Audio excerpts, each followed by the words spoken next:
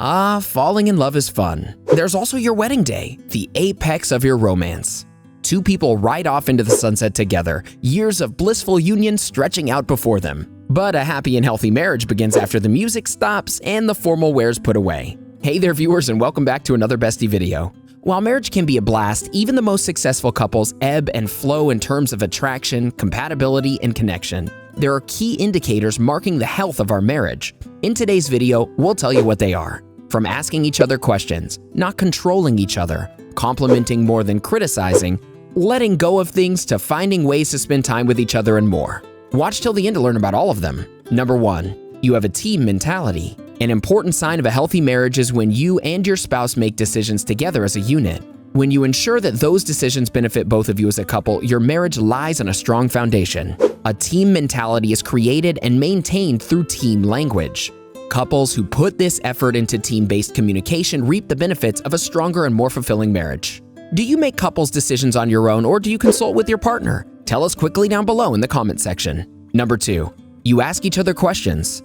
After several years or perhaps decades of living side by side, some couples fall into a routine where they merely coexist. They stop asking questions, wanting to know their partner's point of view and opinions. This is a big no-no. If you're able to give your point of view, ideas, and opinions to your partner, even if you think your spouse will disagree, it's a sign that you have a strong marriage. Number 3, you value the relationship over being right. This means you've learned to forgive quickly. This also means that when you feel the other person is wrong and you're right, you're willing to consider their point of view. It shows you value the relationship more than your ego. Sometimes this might mean you apologize first, even if you feel you aren't at fault. This will model humility and forgiveness to your partner, and most of the time, they'll respond in kind. Number 4, you don't try to control each other. This is a big one. It's easy to want to control things when your every decision directly affects one another. But it's crucial that you give each other freedom to be yourselves.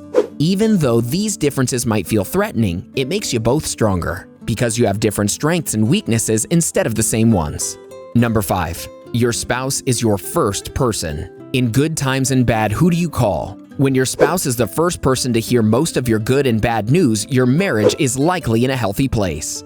Anytime we notice that we're leaning excessively on others rather than our spouse, something's wrong. Friends are more important, and our spouse doesn't have to be the first person in every situation. But most of the time, we should want to share our lives with our partner before we share it with others. Looking for answers on all the latest health and wellness news? Hit that subscribe button and join our millions of followers. Stay up to date on all of our great Bestie content. Number 6, you don't ignore each other.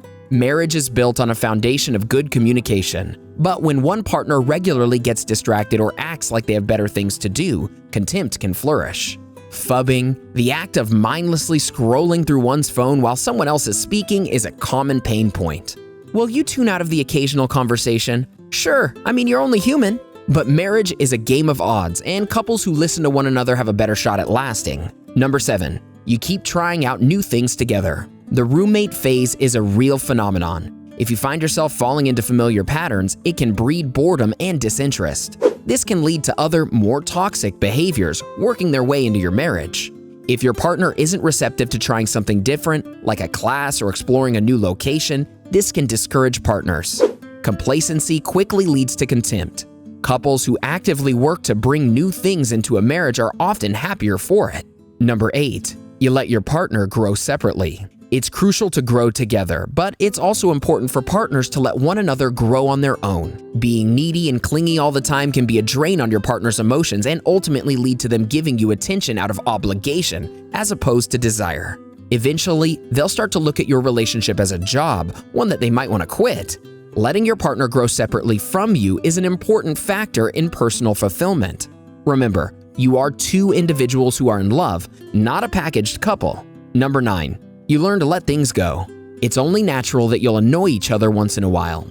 You'll fight too. You'll remember all the times your spouse did or didn't do something, and it'll build up. The best thing you can do is talk about it and then let it go. The best relationships are the ones between two great forgivers.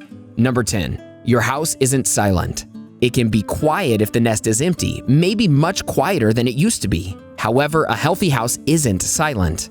There's a good amount of conversation back and forth. You're asking questions, interacting, and finding a way to connect. The problem with a silent house is the absence of emotional connection. Find a way to laugh, play, and enjoy one another's company. Number 11, you compliment more than you criticize. Criticisms are necessary in any relationship. That's how partners evolve and understand issues.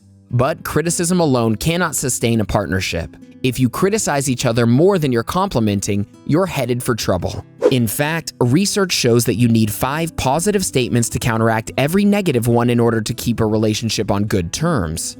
Number 12, you speak respectfully about your spouse even in their absence.